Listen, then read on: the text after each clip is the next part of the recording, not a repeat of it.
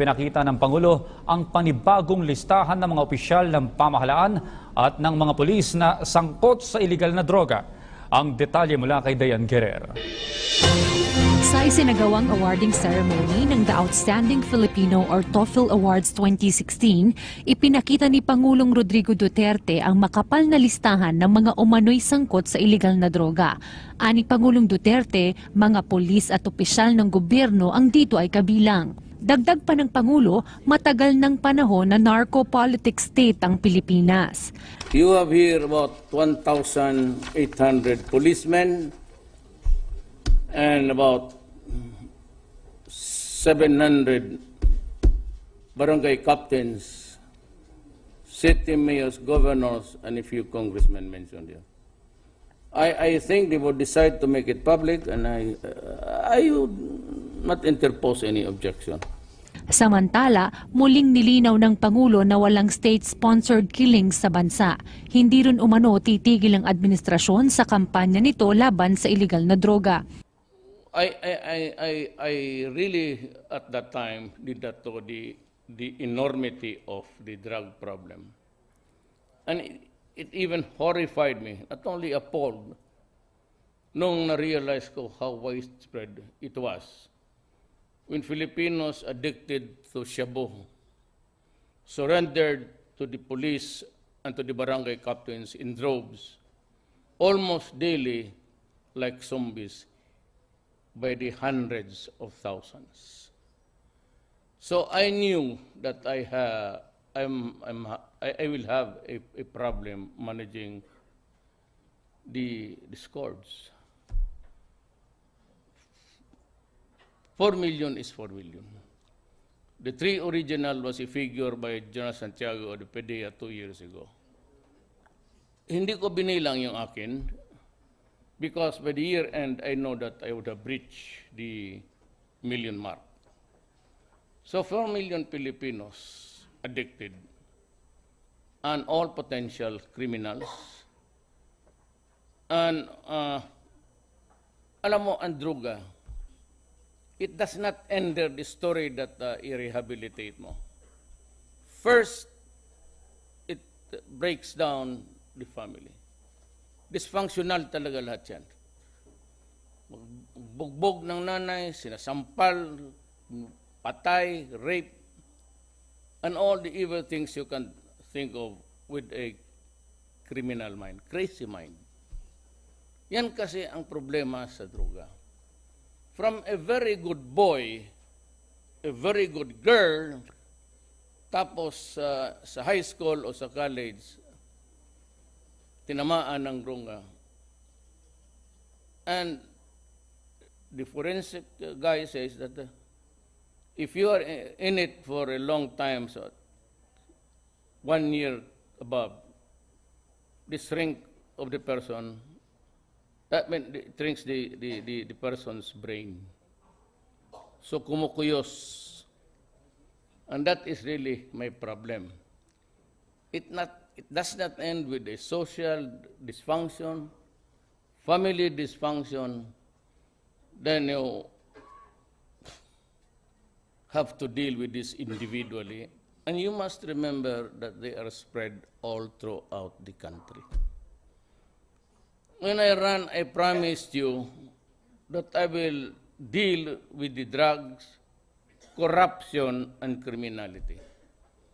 Honestly, sabi ko, kukuna ako ng mga bright sa economics because I was never one.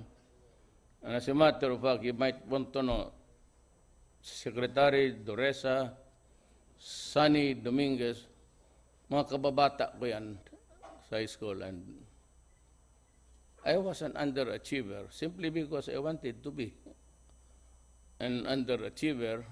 I never report to the school regularly. I prefer to drink and all the sorts of adventure that a non-student would do. So they graduated, I was left behind, and it took me 7 years to finish high school. So, ganun lang ang buhay. So I had to rely on people other than the law itself because nakatapos ako ng law by the grace of God. What all others, itong ganito na laro, I am not a killer. I do not relish or enjoy a Filipino sprawled there with all the blood and glory. You know, every time I decide on things to buy guns and bullets and everything, there's always in my mind that these things will be used against the Filipino. Hindi ako nag-i-enjoy dyan. I am not really into so much about religion, but I still have deep and abiding faith in God. Naniwala ako ng karma. Pero yung problema ko ngayon sa droga, pati corruption, I will hit hard. Kung mauna mo tayo sa droga, God help me, but I cannot. We were discussing it. Bigyan ako ng... I was talking to the speaker. I included him as a National Security Council. And I said, hindi ko to kaya. And even if Congress would give me a carta blanca authority to kill everybody, I won't have the time nor the bullets to do it. You must be put on notice now.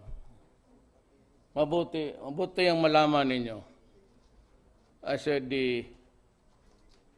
how horrifying it is. And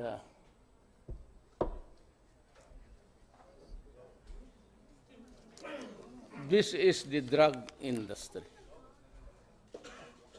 So if you expect miracles from a government, forget it. I wanted to meet the speaker, si Jess nandoon, and the Senate President, si Pimentel. Sabi ko sa kanila, hindi ko kaya to. Hindi kaya. Ito yung picture ng mga gago. Ayan, si Luot. Ito yung damang generals na po. Hindi ko kaya to kasi sobrang karami. These are all names. Pare-pareho yan. Kaya I took time to say that I will have to say my piece because you must understand me. Because if you cannot understand me, you will have a troubled life here in the...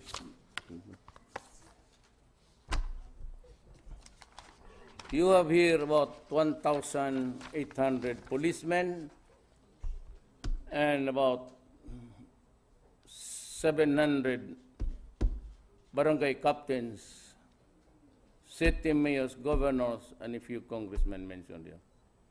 I think they would decide to make it public, and I would not interpose any objection.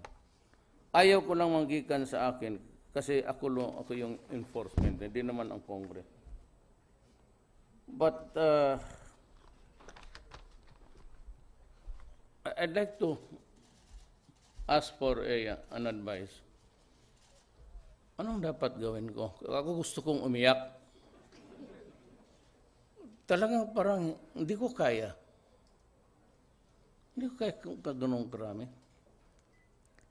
I now realize that about 15 years ago, 17 years ago, we were already a narco-politics country. Exactly just like the Latin American nations that are already fractured. Doon sa Latin America, sabi ng mga taga roon, in our Ion Grillo was here about 4 nights ago, and we talked about the history of doon sa Latin America, ang governor pati mayor hindi binibigyan. Ang governor doon pati mayor nagbabayad sa kartel para hindi sila patayin. And they choose the people who would run for public office. And this was this lady mayor who defied the cartel or the gangster. She took her oath of office in the morning. nung pagkahapon, pinatay siya. Simple as that. Now, kung ano lang sana to, in limited number, maybe 500, 1,000, okay lang. Pero kung umabot 4 million, and you know, I entered the presidency ito ngayon, midterm halos, and the budget that I am using now is the budget of Aquino. Ang naiwan sa akin because of the bottoms up is just maintenance and operations. So that when they kept on hammering me, na bakit mo pinapatay, bakit mo hindi ilalagay sa mga rehab centers? In the first place, I didn't have them or already filled to the beams. Were it not for the good soul of a Chinese guy, he donated a 10,000 facility. And I opened the military na buksan mo yung kampo mo because sila lang ang may mga lupa na malaki. And it's there. And I'm releasing 1 billion.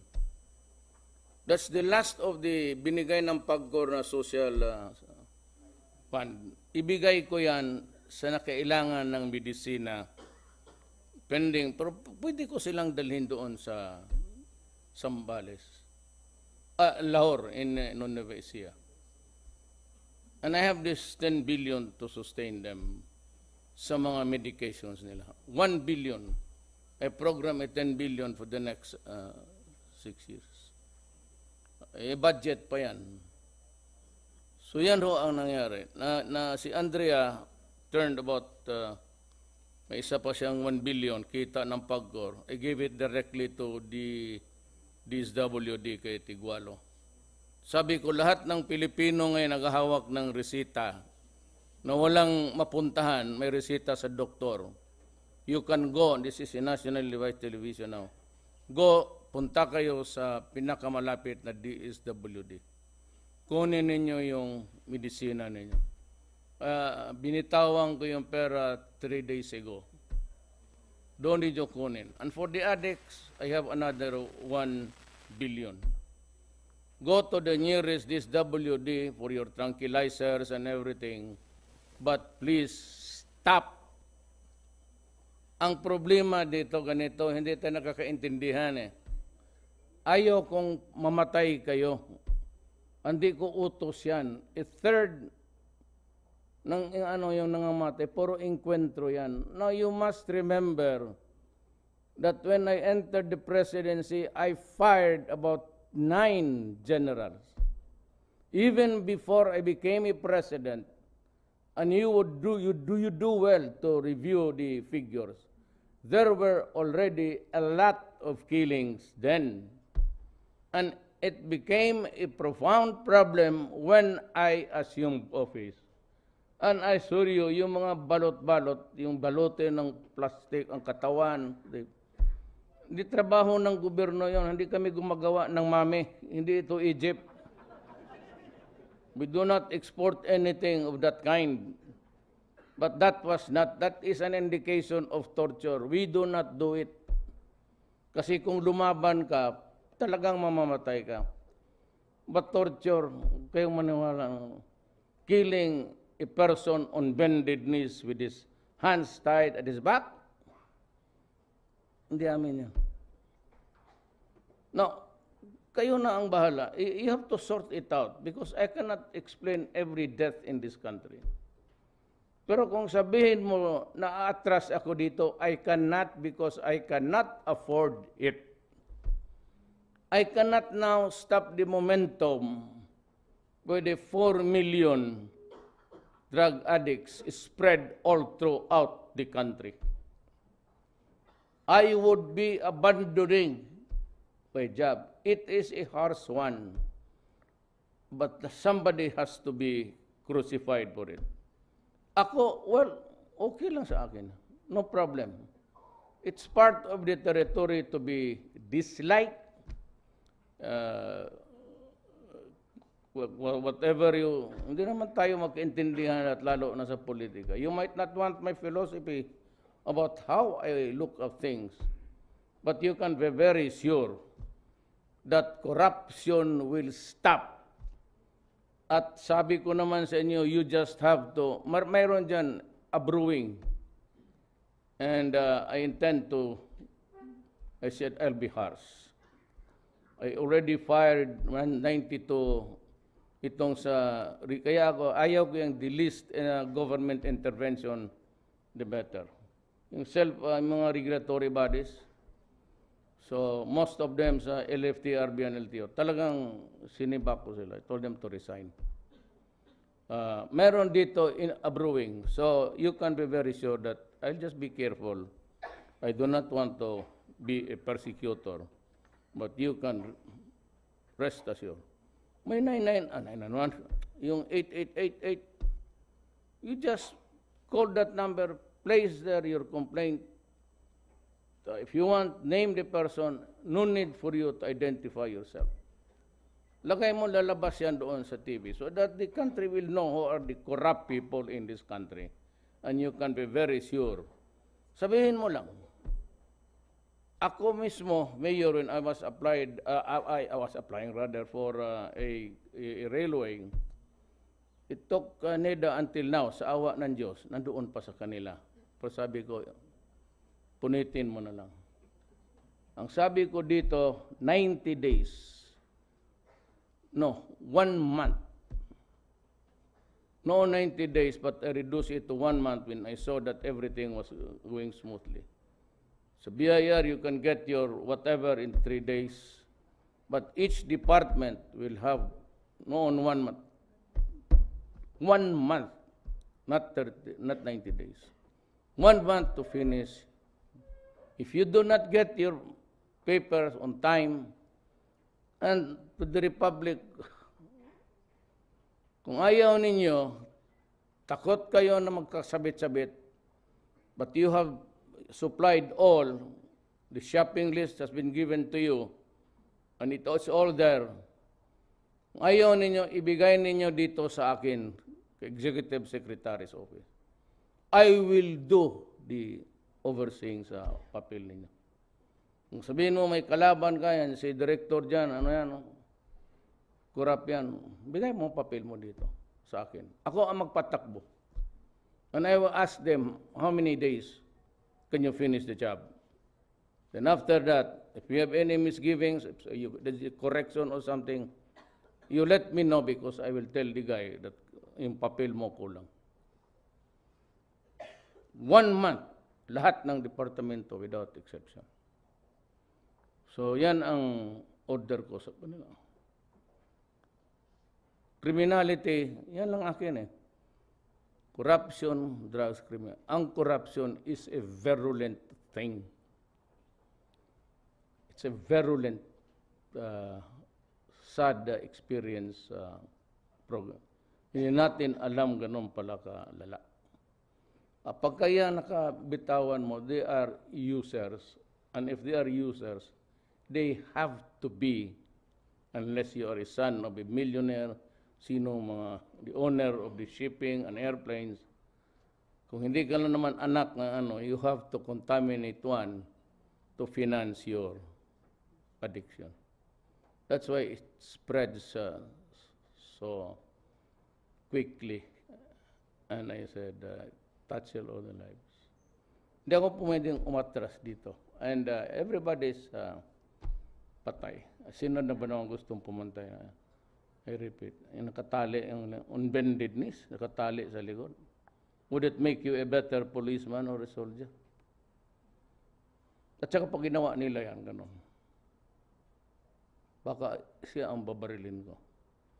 I mean, if you keep on killing people, tapos it becomes a popular notion na gano'n. Huwag mong gawin yan. Kasi, especially if papalusot ka na, ito sir, dagpo sir to. Sabi ko, I've been mayor for 23 years. Do not. Talagang iritang kita. I will, babarilin talaga kita. Huwag mong gawin sa akin yan. killing innocent people. Anyway, matagal naman kami politiko. You've never heard me doing terrorism or elections. I said, became mayor for 21 time congressman, and one time the vice mayor of my daughter. Yon ang medyo marama. Nanununtok talaga ng tao. Nagbubugbog. Pero ako, wala kang nakita na may sinaktan ako na tao. Yung si Inday, ang delikado. So that is my piece of story. Kung di kayo kontento dyan, punta kayo ng sa Malacanang. Kung you can call Secretary Doresa, give him the papers. At ako ang magpadala ko sa Secretary. Alam na nila yan, ayaw ko talaga ng corruption. I am not the most honest person, but you know, I'm about to end I'm 72. By the time, I don't know if I could really survive 6 years. Gusto ko na lang mag-iwan wag na tayo magdrama about pinaka-honest, pinaka-matapang wag na yan. I just want to give a respect to the Filipinos. The reason why we have not progressed is really corruption. That is my honest opinion. We are like, by analogy, an airplane running full speed sa runway. But until now, hindi tayo naka-take off. There is no lift because of corruption. But maybe, just maybe, in the fullness of God's time, baka we will be able to attain a certain degree of a more civilized bureaucracy. Total ang industry ng tao nandyan. But you must also remember that I have this to face the Communist Front. Secretary Doresa is there. We talk about the problem of the nila that they want to release 130 prisoners before the signing the peace agreement. And sabi ko kay Jess cabinet meeting I will not do it. I have conceded too much too soon. So just give me the ceasefire agreement and I will release all of them. But not before. But not before. No more releases of dito sa Mindanao, it remains to be a troubled land. Itong Maote, news was carried by a Moro ambassador, former. Sabi niya na maghinto sila basta maghisto ang military sa operation. I said, no. You do not put any condition. Ako yung gobyerno. Bakit ako maghinto? Because they threatened to go down for the mountains to burn Marawi. So go ahead. Be my guest. We will wait for you there. Walang problema. Bakit sunugin mo ang Marawi na? Those are the things that sabi ko, I am the government, do not place conditions on my shoulder. Will not allow. Maybe out of goodwill I offer to you. I have already released all the big leaders of the communists. The Tiamson, who are really the ideologues there. So they went to Davao and I said they asked for 130 more. No more. Nada. Wala na. Yan ang ano ko. Sana maintindihan mo rin kasi yung father, yung mga pare kasi, ang problema nito ganito. Would you believe it? It's really, with due respect, divided yan sila. Totoo lang. May mga pare na yung nakita siguro the misery and how a drug addict wallow in Kasi kung makita mo, wala na eh. Ang problema ganito, anak ko, papag-aralin ko, lalo na yung taga Middle East. Ang husband sa Qatar, ang nanay na sa Saudi Arabia. Tapos, they are thinking that they're sending money para makita na engineering, only to find out at the end of the day, nanulong sa droga o yung mga anak nilang babae nare-rape ng mga... Kaya one of these days I will not allow. Sabi ko nga, kayong mga tinamaan, huwag kayong mag-standby dyan sa mga kanto-kanto. Go inside your houses. Pag nakita ka, dadamputin ko kayo. Ayaw ko, because ang mga tao, they have lost the right. And I am addressing the wrong crowd. Actually, yung mga mahirap, hindi na makauwi, matakot na mag-uwi, hindi na lang mauwi, kung gabi na alas 12, makitira na lang, because they cannot go home, because of so many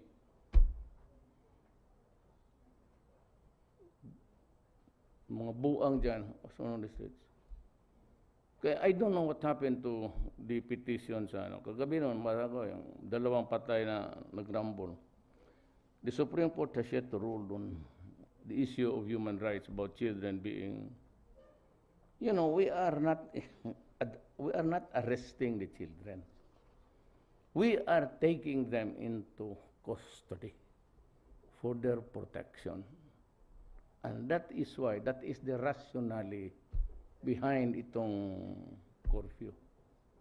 They have to be protected because if they mix up in the middle of the night until the wee hours of the morning, unless they are into drugs and they are the ones who are made the runners, kasi pagdating ng pinakialaman kasi talaga. Ako, I have the highest of respect for Pangilinan. But yung no liability, labas-pasok ang mga bata, you can ask any policeman or anyone connected with the law enforcement. We produce a generation of criminals. Kasi pagdating doon, pagsabi below 15, o sabihin baski 16, 15 siya, the police must release them immediately or face charges. Whatever the crime that child committed. Maybe he will rob and kill. Maybe he will rob, kill, and rape. Baski ano, pagka sinabi 15 years old, release. Nuhi-nuhay. Kita mo sa EDSA, yung mga snatching dyan, harap-harapan, tapos takbuhan. I'm sure they were caught. They were caught. But the problem is, pagdating doon, for record purposes, and then released again to commit another crime. Tama yung tayong mga abogado, yung Spanish ano natin, no, still correct. Below 9, talaga walang ano yan. Above 9, below 12. Then you temper it with the correctional penalty. Above 12, below 16, you apply the indeterminate sentence law. Ang nagkulang kasi noon, it was good. But the law did not provide for itong mga correctional where they are taught to understand the responsibility. Wala silang sense of accountability. Many of them, yung mga malalaki na, walang sense because they go in and out of prison until eventually they become adults and go to prison. Kaya ang prisuhan natin, hindi na sila makatulog, ganon. And the human rights dito na look at the sordid state of the penal system of the Philippines. Diyan, nakatindig, palit-palit sila, siya matulog ngayon, siya magtindig ngayon. Sabi ko, mirise kayo. That's what you get for... But we will also try to improve it. But unless we have the... Ang inuna ko nga, sabi ko, billion ako doon sa... Yung lahat ng mga tao na may resita, December ngayon, I'm sure, yung 1 billion na, marami nang mabili yan.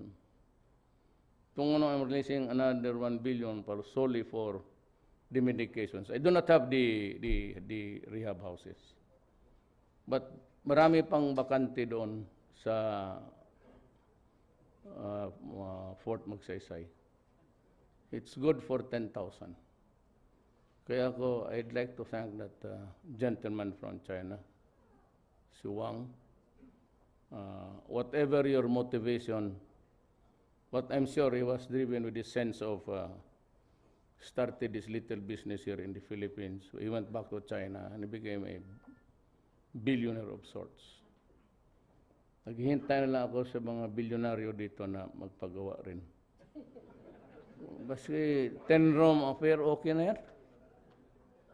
So the next time I will call for the billionaires of the Philippines. Gusto ko silang kausapin dito.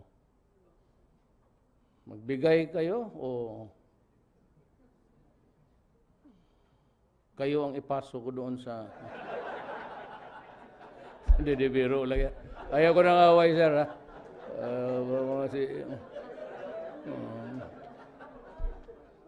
Si Mr. Quisay, does have that billion. Worker lang yan siya. Just like us.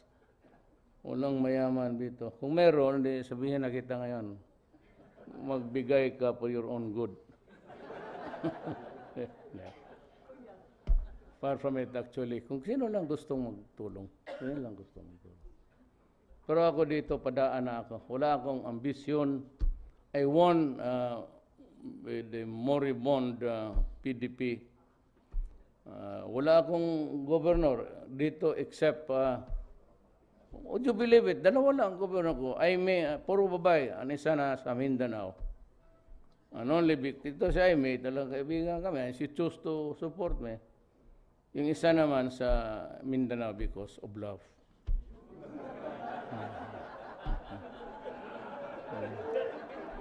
Love talaga yun. Love. Love talaga.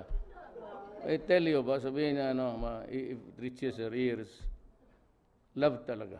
Love at first sight. Pero gagawin na nununtok yun. Tinamaan ako sa tiyan dito yung natumba ako.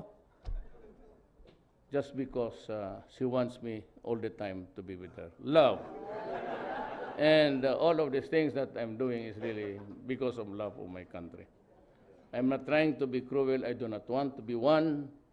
I said, I guarantee you. This is my guarantee to you. I do not have any illusions about the presidency. The only thing that can appease the Moro people is, the last card there is federalism. Payag sila. You know, I said, when Magellan came here, Mindanao was already Islam by 100 years. And the Spaniards and the Americans, pati tayo, never conquered the whole of the place because they think that we are the extension of the imperialists. So, ang pinakahingi lang nila is federal system. If Congress can work out the federal system with your support. Kasi pag ayaw ninyo talagang, then ayaw ninyo okay lang, but forget about talking peace in Mindanao. They just have to continue financing people's money and soldiers, and of course, the other side, dying. Ako, pagka meron yan, in 2 or 3 years, because I a proponent ako doon sa, there are a lot of federal setups. But I think what is applicable to us, especially the ating gulo ngayon, of the communists, of the MILF, I would say go for a French system. Have a strong president with very, very limited powers. The power to call an election, dissolve a parliament, then the power to make war, and power of being chief of commander-in-chief of all armed forces. Dagdagan mo pa ng dalawa. Pero wag mong ibigay. I'd like to remind you about Britain when they blew up the double-decker, and it took them several days to move because it was a collegial body, permanent yung prime minister. Hindi ba pakapa sila? Kapa. But dito sa atin, especially with the so many islands, get a good president. I give you my word that if you can perfect it within 3 years, I will step down. Wala akong alis na ako. Then elect a president kasi obviously disqualified ako. I mean, for reasons of delicadeza, why mo gusto mo palitan ng tapos you are there? Just like Africa, bagong konstitusyon kada mga buang na yan, kung sino na ko po, ayaw na umalis. Kaya talagang sige yan sila patayan dyan. What is? Sorry. Ako, I give you my word. If you have that next year, alis ako. I will not demand for the 6 years. Count me out. Sabihin na wala akong magdiktador na Duterte perpetuate in power, mag-demonstrate. Kung gusto mo ngayon na mag-mass suicide tayo, sige. Harap-harapan korne masyado, diktador. I have no. Tapos na ako. I have 23 years plus congressman plus viceman. Wala na akong hingiin pa sa Diyos. Mahirap yun. Kasi matanda na rin ako. Babay na lang lahat. 72 years old. Lahat man tayo 72. Time to say goodbye to everything. But if there is one available, time to say hello. Maraming salamat po.